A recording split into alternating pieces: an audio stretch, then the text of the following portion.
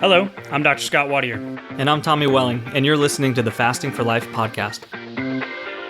This podcast is about using fasting as a tool to regain your health, achieve ultimate wellness, and live the life you truly deserve.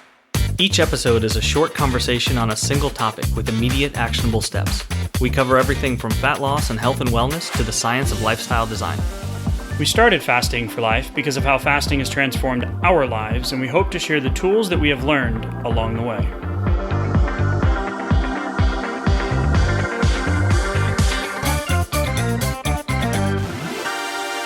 Hey everyone, welcome to the Fasting for Life podcast. My name is Dr. Scott Watier, and I am excited to get into today's conversation with you all. We're going to be talking about Dr. Courtney Peterson, who's a fasting researcher and expert, and an article that she recently wrote on levels. And I'm going to start off by saying this.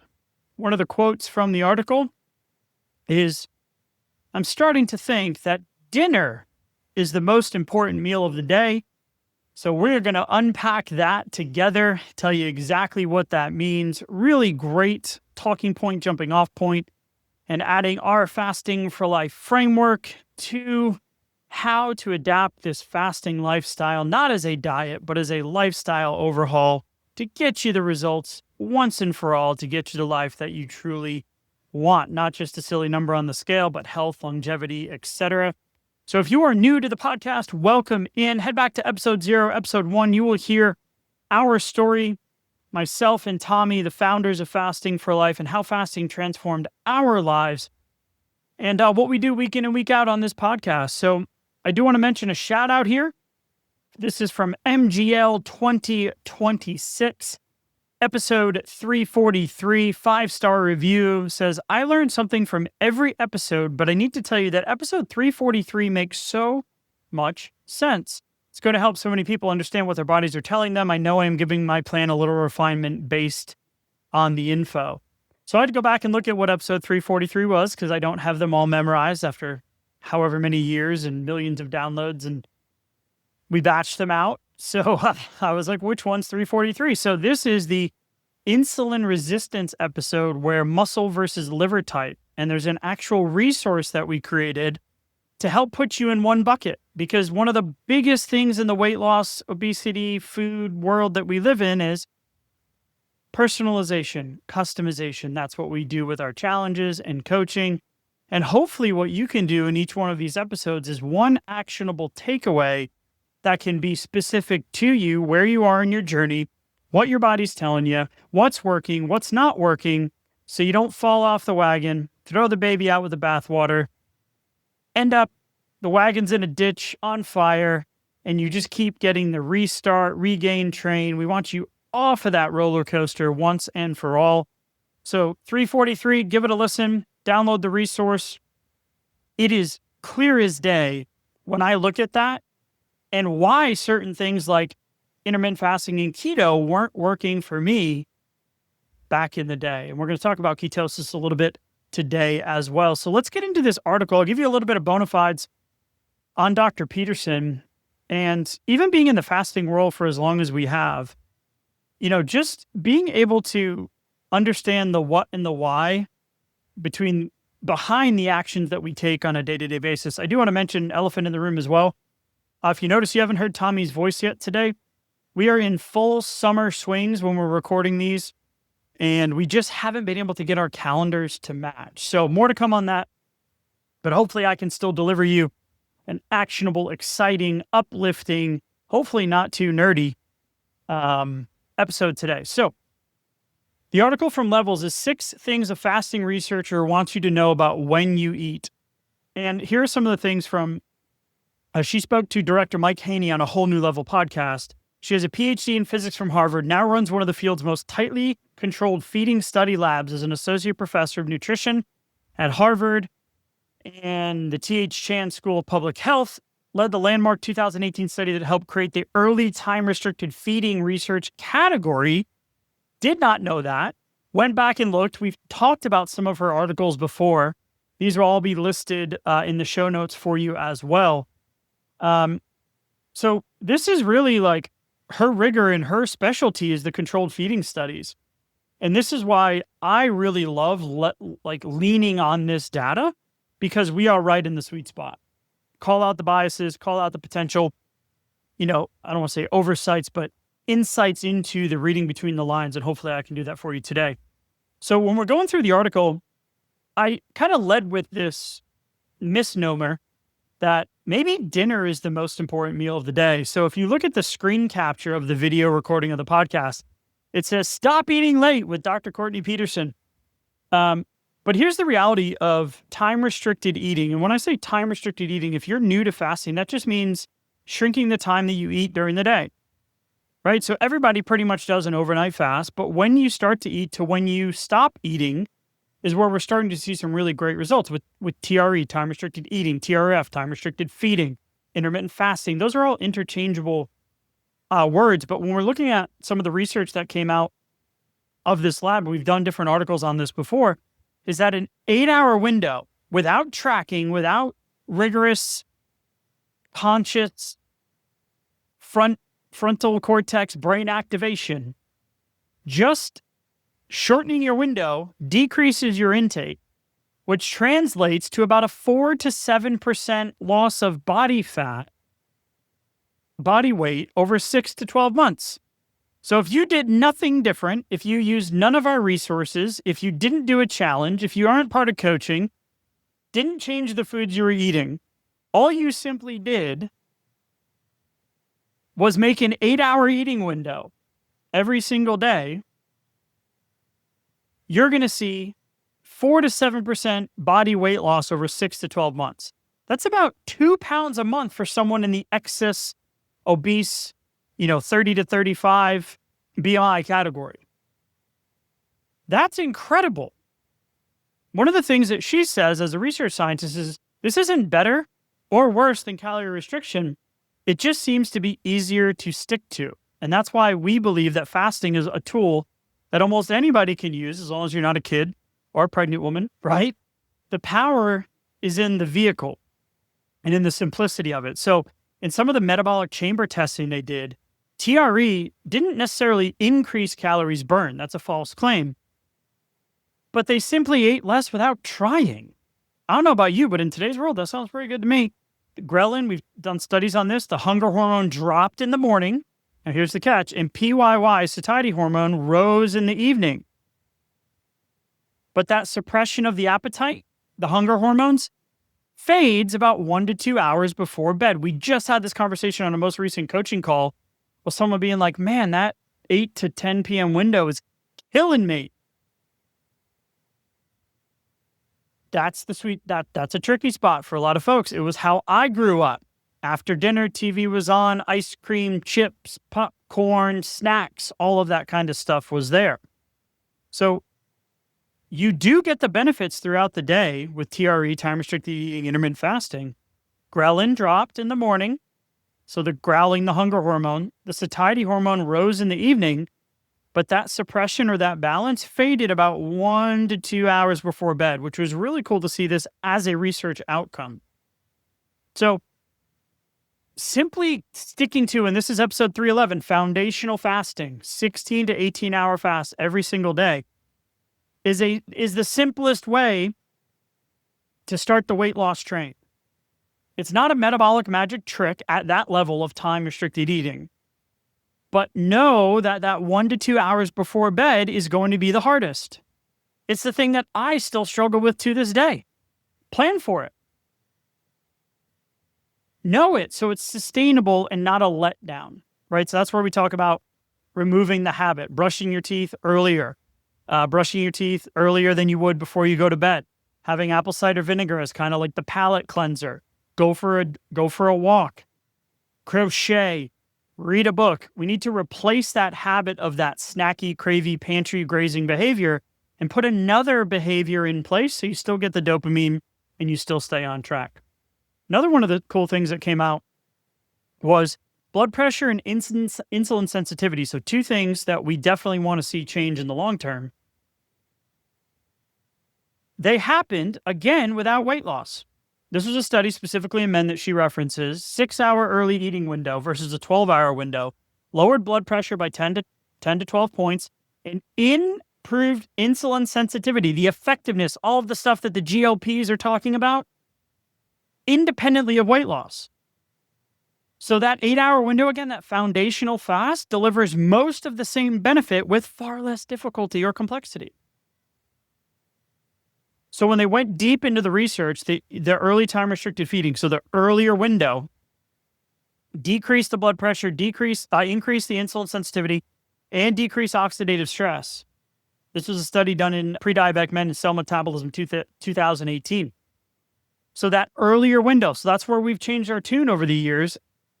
And we just had this conversation with a couple of coaching clients last week. This isn't a Q&A episode, but simply, well, this isn't working or I'm struggling here.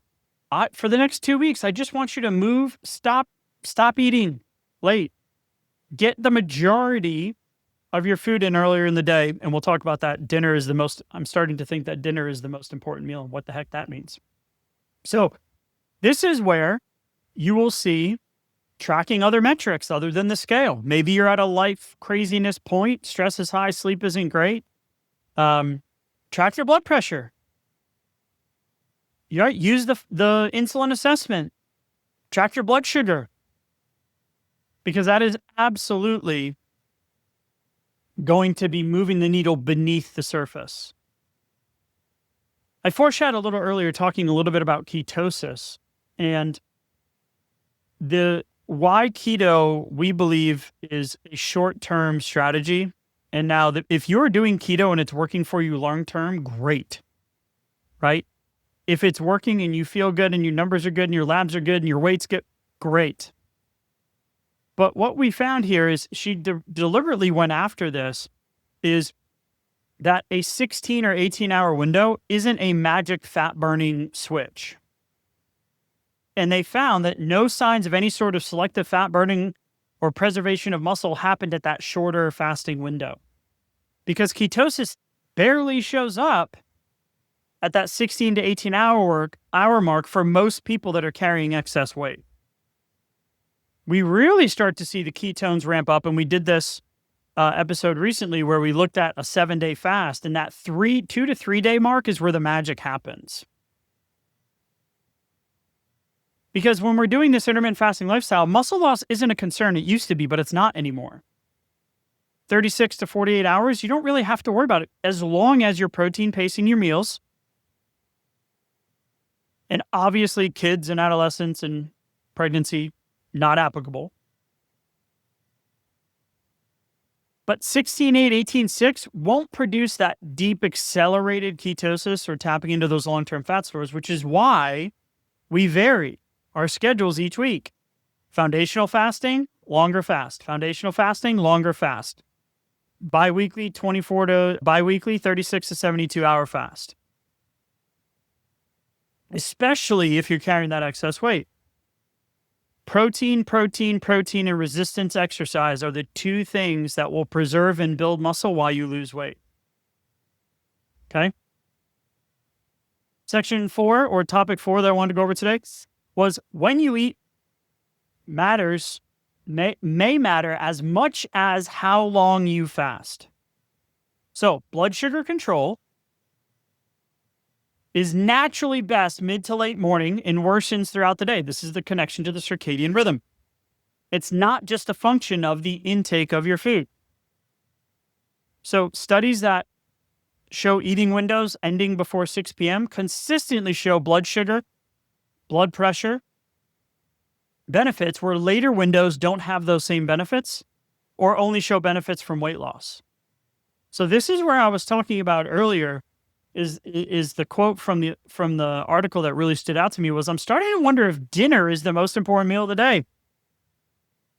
Earlier eating window or earlier OMAD versus the later dinner. Now, I know that's tough with family dynamics and social dynamics. Now, here's the catch.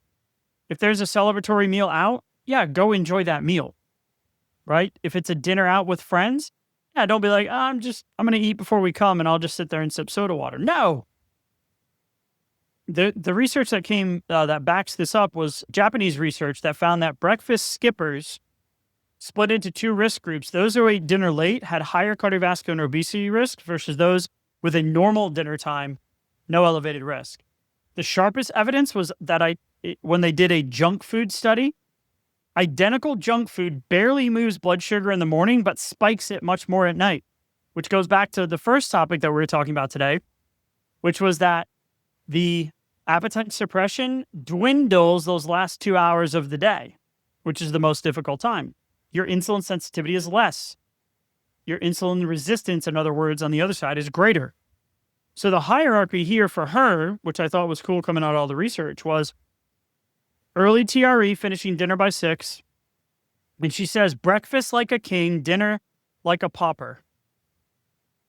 I'm like, man, yes, we want to be setting our hormone cadence and our circadian cadence earlier in the day. I love an earlier eating window, and that's what I do most days. Very rarely do I eat dinner after 6 p.m., if at all.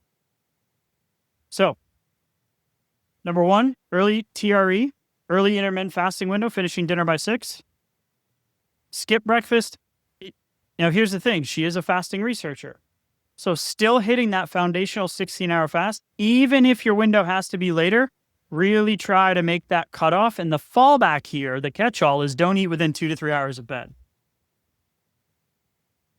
That's the key, because that's when the cravings peak and your body is not set up to handle it as well. So there was a longevity thing that came out of this as well that I thought was really cool that I will share.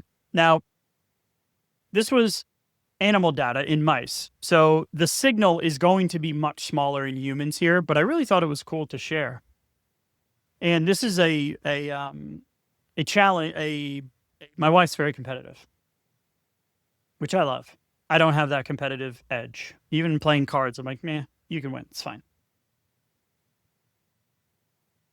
But the cool thing here was this was an unpublished pilot study. The TRE improved biological aging clocks. So this was a Walter Longo lab study, found 3 cycles of fast mimicking reduced biological age by about 2.5 years, independent of weight loss. But the caveat is that the lifespan benefits are far smaller in humans than in mice. So we have a Whoop. We're a Whoop family, right? Her biological age right now is 10.5 years younger. Mine is hovering at about a year older. But when I do see it tick down and start to move into the negative range is when I am consistent with sleep, stress management, and for me, no alcohol and no eating late. If I eat late, I will see the trend over the course of a couple of weeks, like when I was traveling a lot earlier this summer. I will see it in the data almost immediately. So I love this. This is why I started the conversation with the personalization, the customization. Where are you on your journey? Right? And then the last thing that I want to talk about today, and we just had this conversation on a coaching call recently, is a question about all of these new weight loss drugs that are being used off-label, right? Because they are diabetes medications. Most of them. Now, I am not up to date, I'll say this right now, on all of the latest ones that are coming out and the trials and all this stuff. But generally speaking, GLP-1 medications, when we're looking at these, lifestyle still moves the needle.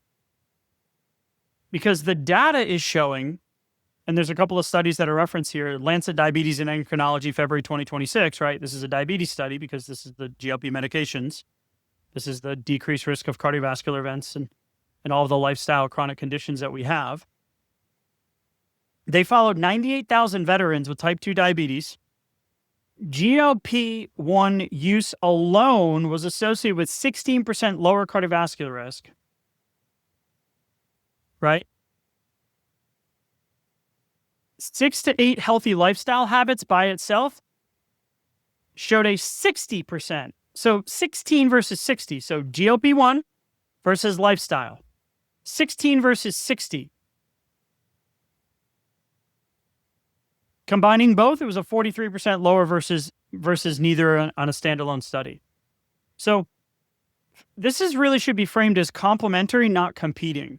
So they tracked healthy diet, exercise, not smoking, restful sleep, minimal alcohol, stress management, social connection, and then there's some medication categories in here as well. Dietary approaches, lifestyle approaches have also been shown to lower blood pressure more effectively, even though the mechanistic explanation isn't there yet. So here's a misnomer, and we see this in small samples inside of our personal experience and N=1 studies and case studies and testimonials that we see, and this was my own experience, is that with typical diet, exercise, weight loss strategies that don't involve fasting or time-restricted eating, you're going to see about 25% of that weight that is lost is lean mass. With some of the GLP-1s, you're going to see that climb to 40%.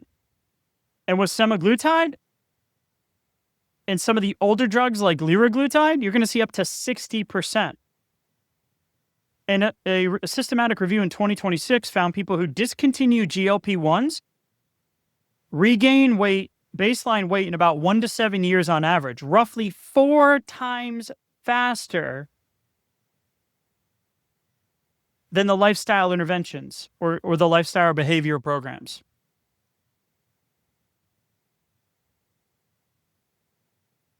So what we're starting to see is more of the muscle loss risk seems to be tied to speed of the loss, not the mechanism of the drug. So I had this conversation with a coaching client the other day. She was thinking about her husband is at high risk category. He's going to be going through this process, medically supervised trial. And I just came from the perspective that, okay, but is he going to change his habits? And she even said, she's like, well, is he going to have to be on this for the rest of his life? So if you choose to do it and you're someone thinking about doing it, because one of her questions was, should I still stay in the coaching? Do I need the coaching piece? And this right here clearly states that if you don't make the lifestyle changes, then you're going to be in a much more difficult situation when that weight comes back on from a body composition, metabolic muscle versus fat standpoint. So, as we look at a decade of controlled feeding trials, the data points to consistent actions.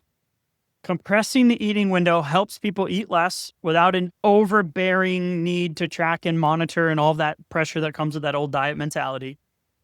It produces real blood pressure and blood sugar benefits, even in cases of independent weight loss, or what we like to call momentary maintenance, and works best when the window falls earlier in the day and stays clear of bedtime.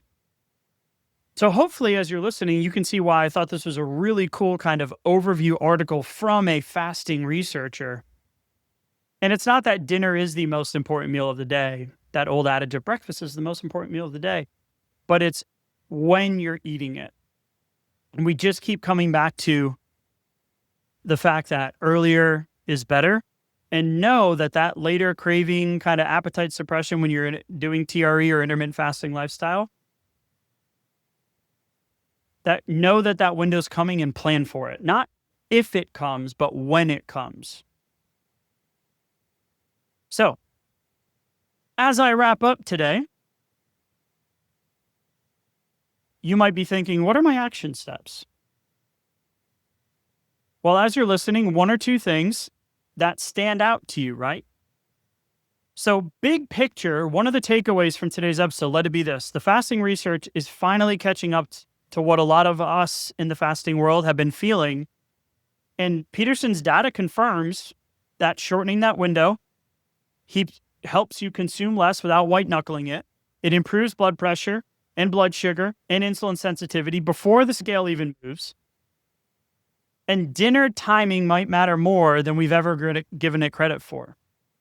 But we've been talking about that for a while now. So here's some homework this week. I want you to keep it simple. Pick one day, get your last bite of food in at least 3 hours before you go to bed. That's it. Don't overhaul everything. Maybe you've been fasting for a while and you're just looking for some new foundational habits to focus on. If you're on a GLP or you've got someone in your life that is, or you're thinking about it, the lifestyle habits that we talk about, sleep, stress, resistance training, walking, closing your window earlier in the day, consistent foundational fasting, episode 311, protein pacing your meals, controlling the controllables for your sleep, consistent bedtimes, consistent wake times, walking after your biggest meal of the day. I might have said that one twice already. Pick one or two of those things and just focus on that for the next couple of weeks. So that's what I've got for you this week. From the Fasting for Life world, we are on this journey with you. Share with someone who needs to hear it. Submit a contact us, submit a question, submit a review if you would be so kind to take the time and do that. We are so blessed and grateful that we have so many thousands of 5-star reviews and so many of you that reach out to us and give us shout outs. And that's truly why it is I keep doing this week in and week out. So thanks so much for listening in today. Pick one or two action steps, and we'll talk to you next week. Thanks so much. So, you've heard today's episode, and you may be wondering, where do I start? Head on over to thefastingforlife.com and sign up for our newsletter, where you'll receive fasting tips and strategies to maximize results and fit fasting into your day-to-day life. While you're there, download your free Fast Start guide to get started today. Don't forget to subscribe on iTunes, Spotify, or wherever you get your podcasts. Make sure to leave us a 5-star review, and we'll be back next week with another episode of Fasting for Life.